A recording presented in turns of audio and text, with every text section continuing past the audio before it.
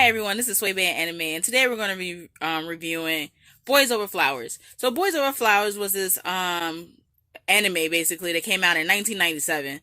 But for today's purposes, I will be talking about the K-drama, right? So let me give you a little bit backstories on my love for Boys Over Flowers, right? I wish I remembered more, but I used to be obsessed. I watched the Taiwanese version, I watched the Japanese version, I watched the Korean version, I saw the anime. I was really obsessed after seeing the anime, and when I found out it was a live action version, I decided to actually watch it.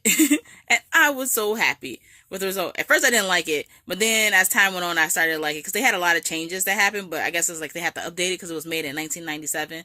And the way the main female characters treated, like, I don't know, her name is Jandi basically in the Korean version, but also in the Japanese and the other versions. Like, I don't remember their names in those, but in those versions, she was also treated really badly, like to a point where it was just like, why are you dealing with this man anymore? Like, damn, like if you gonna keep getting hurt, like I would never. Okay, anyway, which is Lee Min Ho's character. I love Lee Min Ho, right?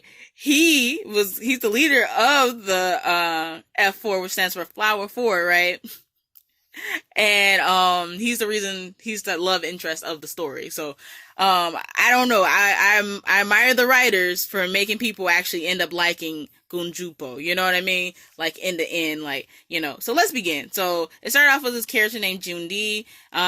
She's like a dry cleaner's daughter. If you see me looking over to the left, I'm looking at my notes. She's dry cleaner's daughter who is offered a prestigious scholarship from after saving someone from committing self-harm, right? So this kid who's committed self-harm, he was about to jump off a building, okay? He was about to jump off the building, and every one of those kids were filming him, literally filming him with cameras, right? Cheering him on to jump. And I'm like, I know this is a rich school, but I know we also have media. No one's gonna say this rich school is bad. No one's gonna do that. Maybe I just don't understand the politics in South Korea or in other Asian countries. I just don't understand why no one called their asses out. I was like, this is crazy. But then the media came. So then the media came, right? And then when the media came, this is what they did, okay? This is what they did. They took a picture of her saving his life and they put her all over the news. But I'm like, but there wasn't gonna be a picture of like, or information about like how like these rich kids tormented this kid to a point to kill himself. Like, none of the parents are going to sue these people for bullying their kid. Oh, don't get me wrong. Okay, so then when we find out later in the story, right?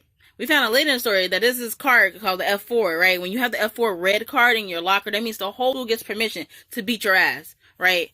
The whole school, boys, girls, children, teachers, everything. Everybody has permission to beat your ass. And you don't, but it's not consensual ass beating. I tell you what. But yeah, so everyone has permission to beat your ass, right? And so the leader, so after she gets her scholarship, whatever, John D, she goes around, right?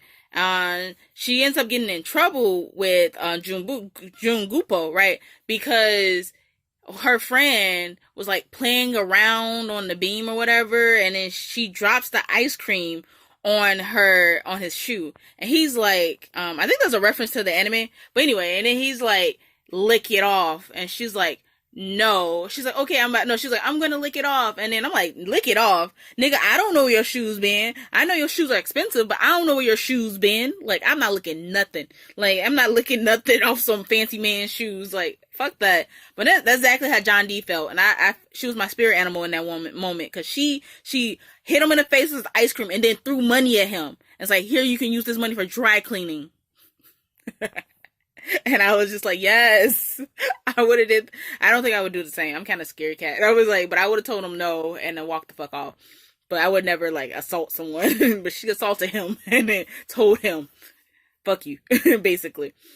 Right? So he was pissed because his ego was bruised, right? So he ended up just leaving like this like F4 card in her locker, and then all the people in the school was like, oh, really? And they were like, oh shit. And they were like getting into it, and they were just trying to beat her ass, right?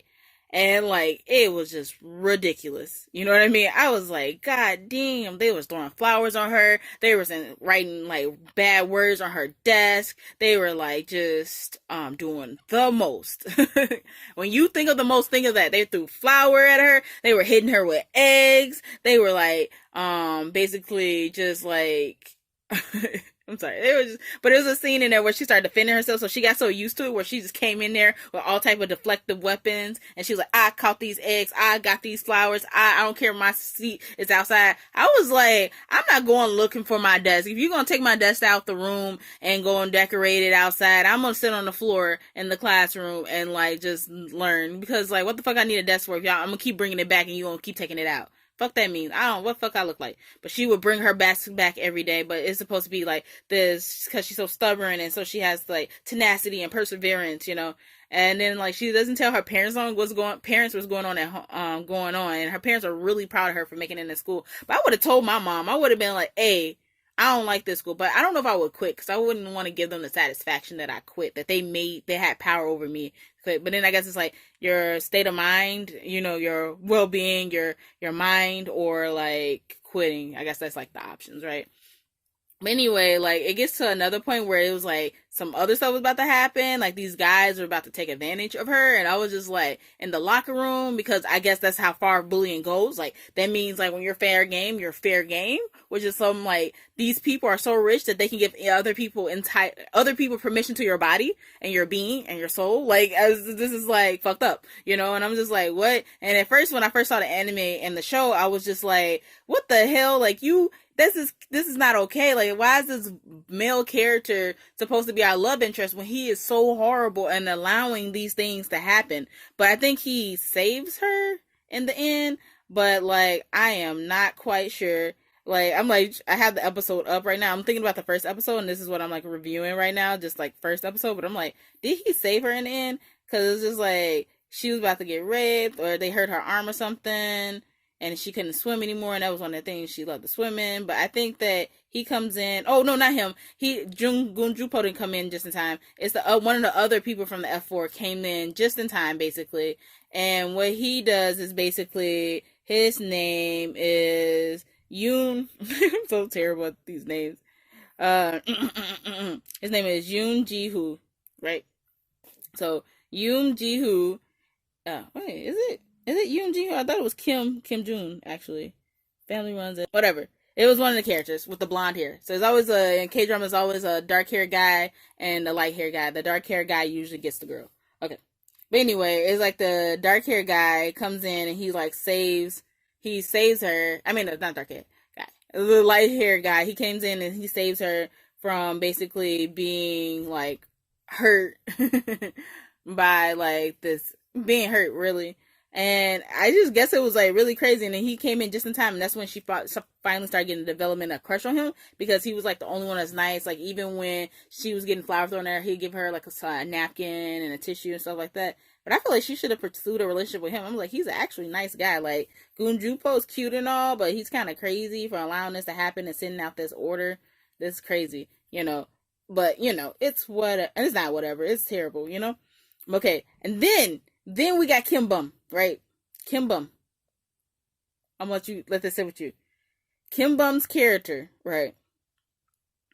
For you guys who know who Kim Bum is, I called him Kim Bum throughout the whole show. I never called him his character's name. Kim Bum's character is a playboy, and this is what happened. This one is better. You're right. It's a beauty. Enough to make your cuisine even finer. And just who told you that I was a chef?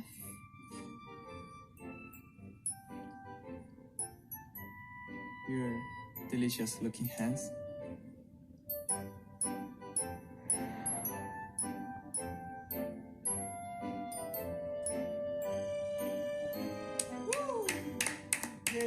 Y'all just seen that, right?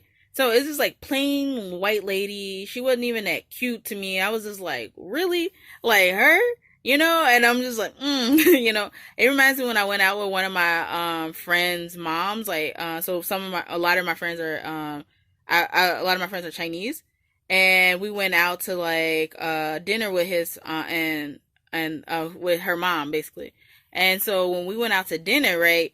Her mom saw this white lady came up to us, and this white lady looked average. Like, she looked so average. I live in the Midwest. Like, ain't nobody outstanding here. It's not California. And so, like, I was like there.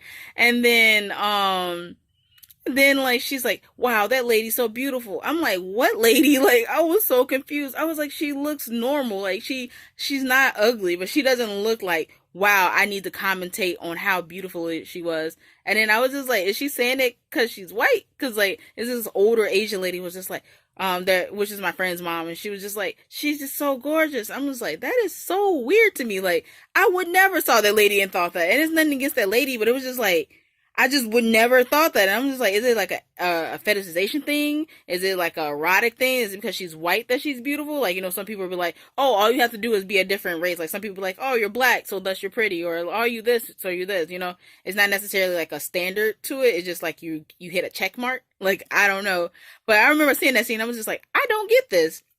Well, anyway, and then this other guy, Kim Bum's like bestie throughout the show, this dude, whatever the hell his name is, he's from like he's part of a band or whatever.